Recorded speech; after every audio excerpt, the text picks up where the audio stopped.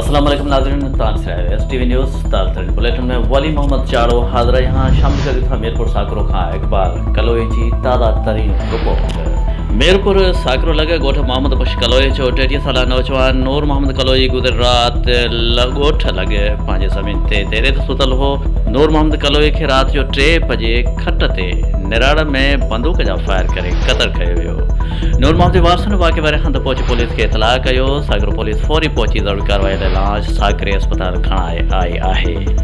साकरो police वाक़े वारे हंधि लॻ फौती नूर मोहम्मद जे हारी शेखन जे घरनि मां मशकूक 2 भाइरनि मोहम्मद अली वलद गुलाम नबी शेख ऐं इस्माइल वलद गुलाम नबी शेख खे गिरफ़्तार करे खणी आई आहे।